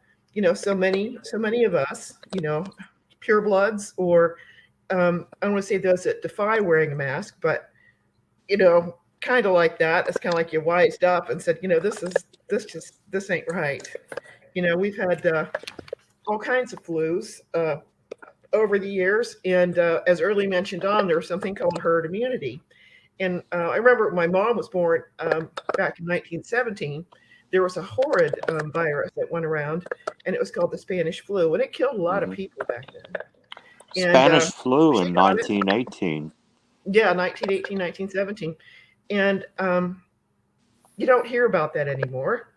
But I think it's a form of slowly, get my hands on here, slowly bringing in, I'm going to say our chain, shortening our chain. And we're aware of it. Many of us are aware of it. And it's just bigger things at play. And we being the minions, at the bottom level, gathering with each other and sharing our knowledge and perspective, that there's some things I'm not sure we're going to be able to affect because we aren't in the elite making the decisions. We're detectives trying to figure out what, where, when, and how, they're going to get their plans done. And another thing I had in the question about, zeroing in on what's going on with Russia and Ukraine is that I'm not certain if Russia has access to either or both the Baltic or Black Sea. And I thought that might have been those are two, obviously, coastlines where they can import and export. And, it's just, the more a person is able to have access to trade and have things to trade, the more powerful they're going to be. Well, okay, and that's just Russia and the surrounding countries. Well, what do they have planned for everything else? To me, China, is kind of buddied up with Russia, and although they're sending aid over to help the transplants, I really feel bad for them, but at the same time, they're shaking hands with Russia. Well, we'll help you get through this kind of a thing. But we don't want to step into being anything warlike at this time because they might not ever, or they might not be ready for it yet. I'm not in the loop enough to know that, but it's kind of like waiting for someone else to pounce on the throttle. And as far as strategy goes, the Ukraine is just step one. And something I thought about the other day, I know that we have a lot of people in the military, but if we see a hot spot in a different country and however we're tied in with NATO or whoever we provide a military support with, okay, our focus is going to be on that. Well, how many boats, planes, boots on the ground, or whatever are we going to supply? Okay, so my thought is okay, we're gonna have everybody, fight over here. Everything's concentrated over here, but when you're not watching, you're gonna get attacked over. I can't do right from left on the screen. Get attacked in another spot, like our concentration of military is going to be in one place where it's going to be needed to be in another place very quickly. And would we have enough manpower and equipment to get the job done? And, how many places are we infiltrated by traders? Now, I don't want to sound like I'm paranoid or anything, but after being introduced to the Committee of 300, it was just an eye-opener in the fact that, wow, they had found out that people were involved in areas where they really didn't need to be. It's almost like traitors amongst us, kind of a thing. Not in a Well, good way. Peg Bell, do you remember the congressman who was doing the wild thing with Fang Fang, the Chinese spy, Yes. right? Well, and And also so we Eric's- had that. Eric Swalwell. Yes. yeah. And he was sitting there doing the Chinese finger pull with Fang Fang. And he was head of the, I believe, Security Committee there with Congress, National Security Committee. But going back to what you were saying, first of all, Russia has always wanted another warm water port for its Black Sea fleet. Right now, they hold at the top of Crimea, over right in there, Sevastopol. Okay? Now, if they come in and cut off the entire Black Sea and the Azov Sea, they basically strangled Ukraine, because that's how they get their commerce out to the world. Okay, that's their major shipping ports. They come down the river from Kiev, from the north, down all the way to the Black Sea. And that's where their major shipping ports are, and that's how they get all their out. Plus also the bulk of coal and wheat production are in the Crimea. All right? So you got that going on. But to your point, like China's sitting there sending aid, refugee aid, and humanitarian aid. So on one hand, they're like this, oh, here, and the other hand, they're doing this to everyone else behind the scenes. All they're doing is for public opinion. Look, we're China. We're good guys. We're nice people. We're good folk, and we're sending humanitarian aid, but they vote right along, the veto votes right along in the UN and everything else with Russia. And they have come out, and it's in one of the videos I posted on a Professor Victor Gao, who is with university and on several of the Chinese think tanks, and he parrots the party line perfectly, and he tells you exactly what the party line is. And it's basically, they're saying Taiwan is Chinese, it has always been Chinese, and we will either bring it back peacefully or by force. And if anyone intervenes, they'll be the devil to pay. Okay? So, to your thing, we're amassing all this weaponry, troops, we're sending all this stuff, money, billions, all to Europe. Who's looking out the back door at the Asia-Pacific region? Well, even I've been thinking about, they flooded the media with the virus, the virus, the virus. Then they switched to Ukraine. And I wonder what they're doing that nobody's looking at, because everybody's focused on Ukraine. Well, one of the things they're doing is they are using certain components of the population to pass the virus through to make it stronger. So the difference between this one and the one that Peg spoke about, the 1918 flu, this one has insertions in it that are not supposed to be there, that do not occur in nature. And those insertions are what make herd immunity impossible. And the more it transmits among, like I said, they're trying to really get it passing through certain segments of the population. The more it passes through, the more it could become more virulent. And they're trying to now say, well, the more it spreads, it's going to become endemic, it's going to be benign. But that's not what's happening in Hong Kong, for example, which was highly vaccinated and had high levels of natural immunity. In addition, Hong Kong's senior citizen population is among the most metabolically healthy in the world, and it's taking them out. I think Hong Kong is on track to run out of coffins for the dead I think in a couple of days, within the week. They'll be out of coffins. The funeral homes are backed up. So that's what's going on with the virus. They're trying to downplay it like, oh yeah, everything's fine. We've all got immunity. This thing needs to be contained. No, we don't need lockdowns, but I think you may be right, John. They might try that again. I don't think we need them. What we need to do is work on building up our immune systems, getting healthy, and then cleaning our nose, mouths, and throats, and cleaning indoor air. But they don't want to do that. They want it to spread so they can target, cutting loose some of their unfunded liabilities.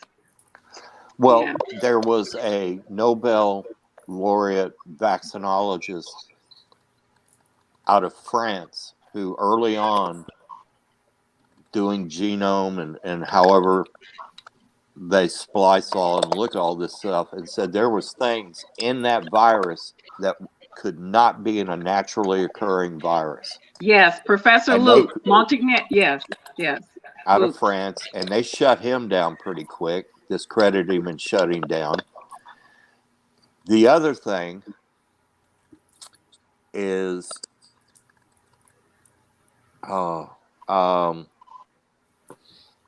with regard to the 1918 flu, it made about 3 passes around the world and burned itself out.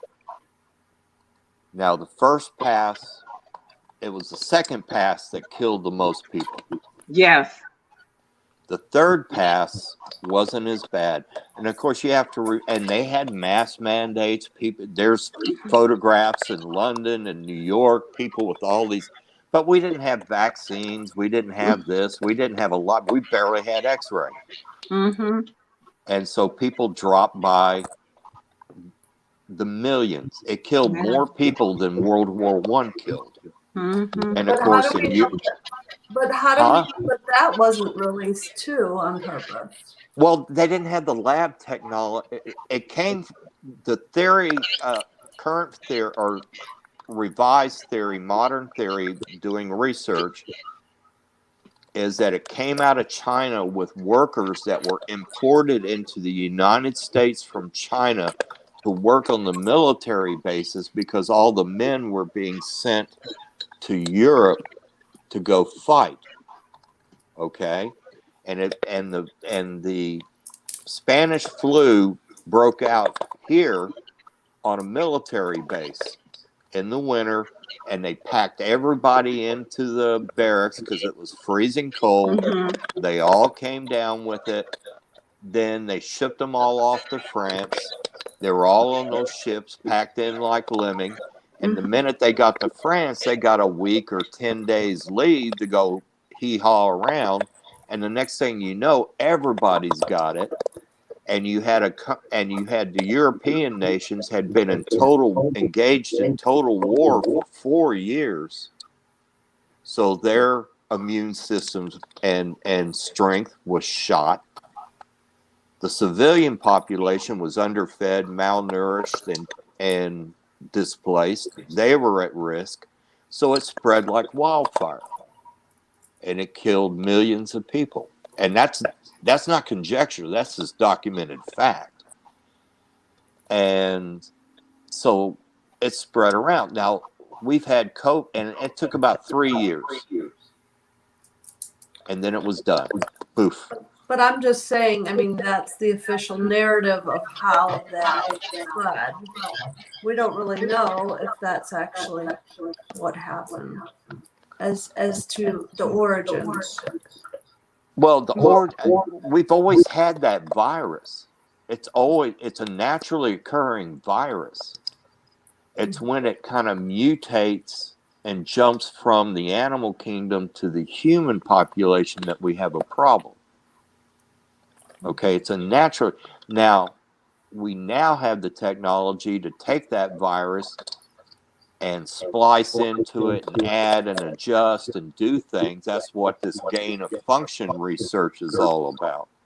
Yeah, and that's what this thing is. This thing is not naturally occurring, you know. I don't think a pangolin kissed a bat on the lips, which got put into soup that in a wet market in Wuhan, China, when 3 kilometers away is a laboratory that says Wuhan Institute of Virology. Pangolins and bats welcome. I don't know if that is in there. But so, I mean, the Wuhan virus, Wuhan lab in Wuhan, you know, and was it malicious?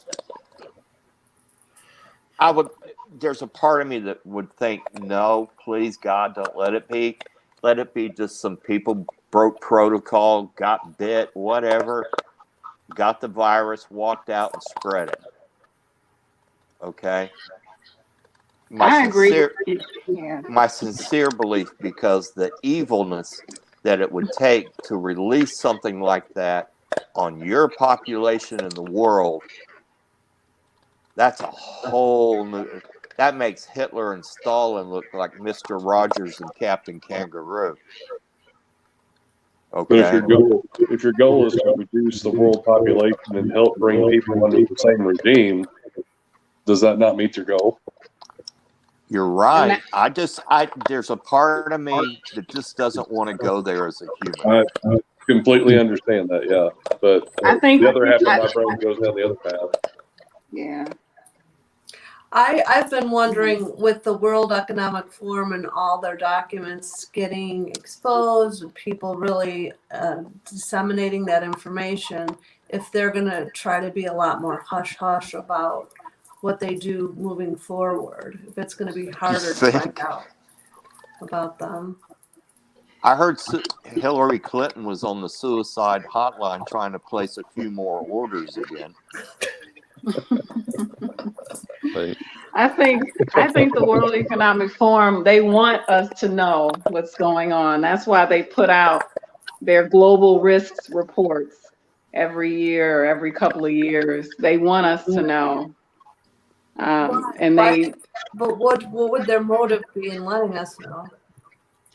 Because they want people, they feel that there's a, you know, the way that they do things, the way they operate, they have to, it's part of their protocol. They have to tell you what they're doing to you.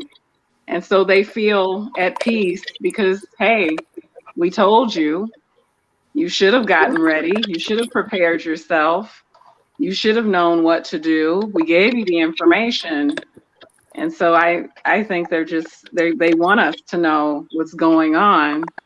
And it's not looking good.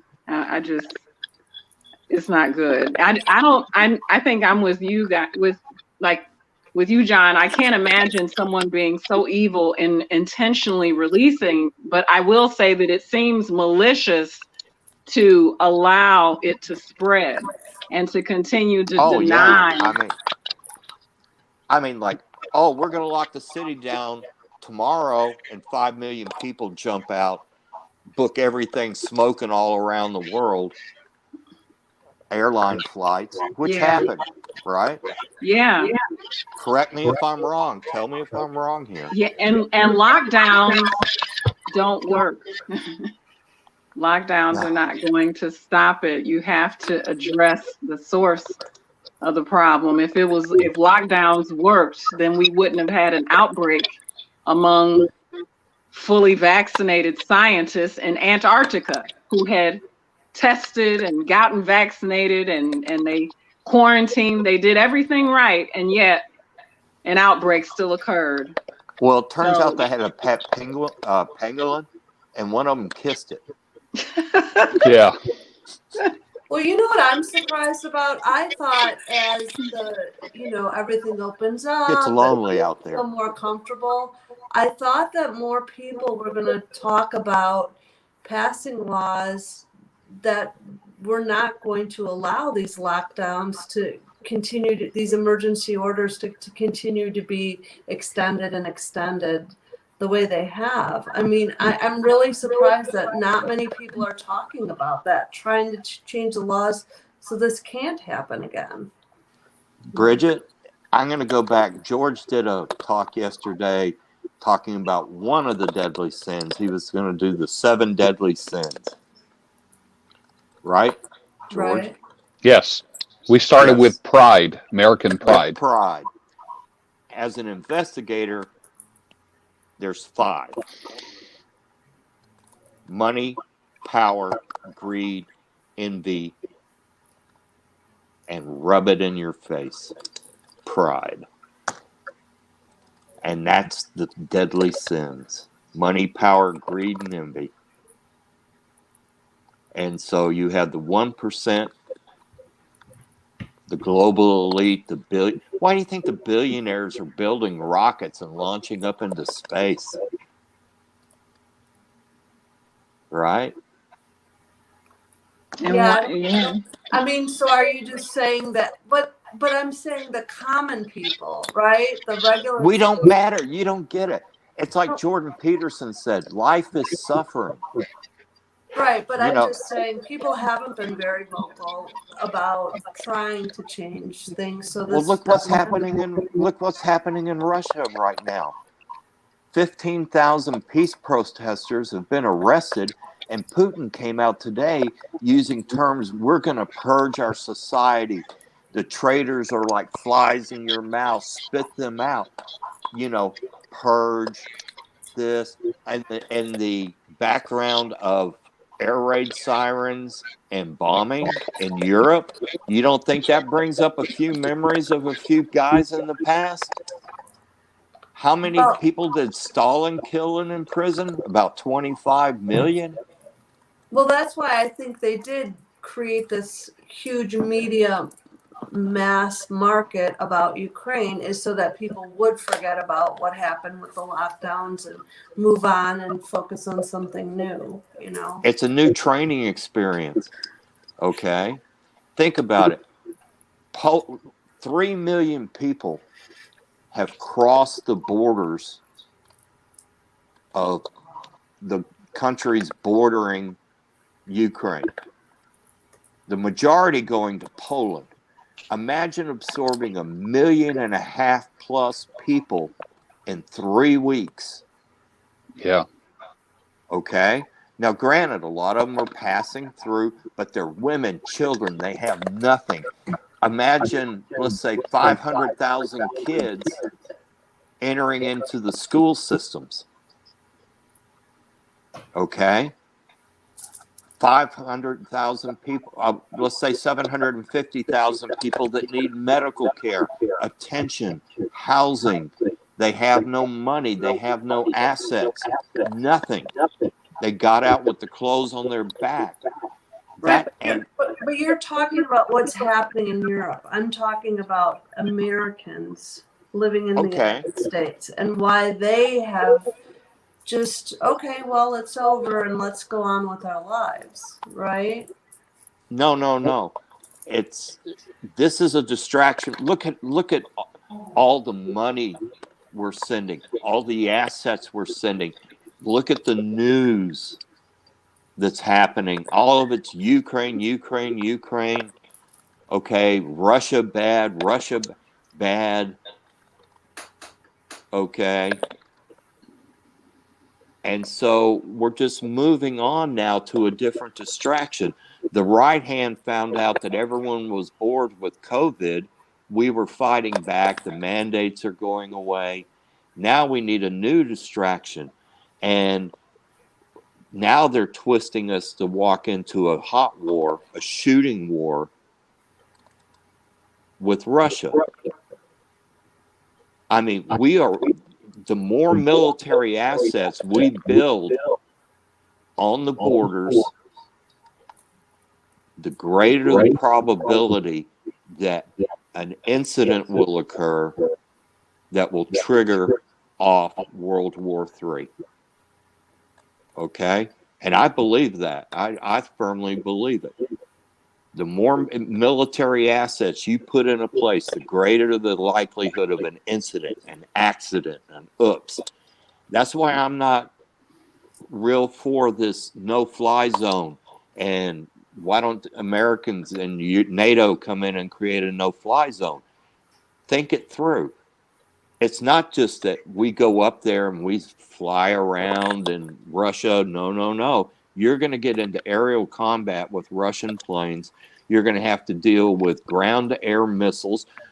So you're an American fighter pilot flying over Ukraine. You get painted and shot at. Do you fire back at the Russian assets on the ground? What about the missiles coming from Belarus and Russia?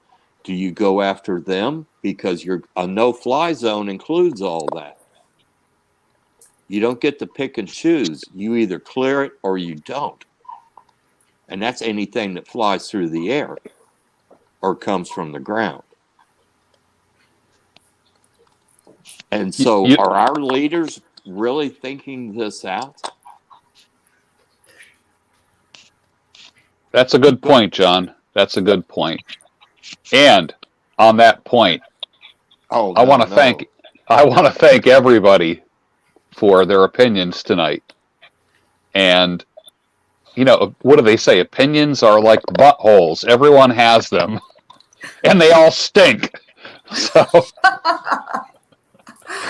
but everyone's opinion is valid, and I want to thank everybody for sharing their thoughts tonight. And our guest host tonight is Bridget Clark from Chicago. So, Bravo. Bridget, tell the gang how they can find you.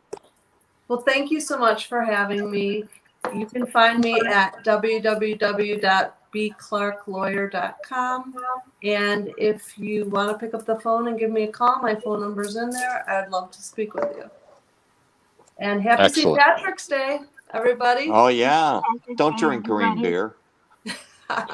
You can drink out of a green bottle, but don't drink green beer.